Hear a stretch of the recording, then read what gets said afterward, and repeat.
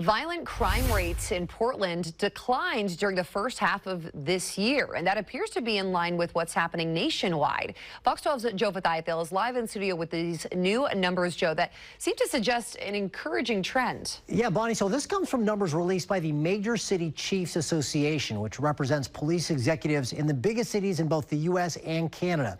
And it looks at 4 different types of crimes in the first 6 months of this year and then compares them to the first 6 months of last year. And nationwide, it shows drops in homicides, robberies, rapes, and aggravated assaults. And here in Portland, some numbers in particular are even better than what's happening nationwide. So let's take a look at this. So in the first 6 months of the year, Portland has seen homicides drop 17% compared to the first 6 months of last year, and that is right in line with the nationwide numbers. Again, a 17% drop. But when it comes to robberies, Portland is down 23% year over year, which is much better than the national average of a 6% drop. Rapes in Portland have declined, but only slightly, and not as much as they have nationally. And aggravated assaults have declined by similar rates, both here in Portland and nationally as well.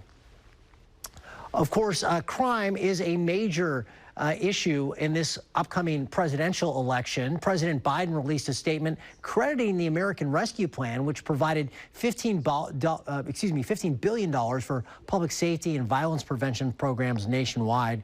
He also pointed to new gun legislation that passed in 2022 as being responsible for the declines. The Trump campaign has made crime a major talking point of this election. So far, we have not seen a statement from that campaign regarding these numbers, which were released late last week. And we also took a closer look at the numbers for other major cities on the West Coast. And just like Portland, in the Bay Area, both San Francisco and Oakland have seen drops in all 4 violent crime categories.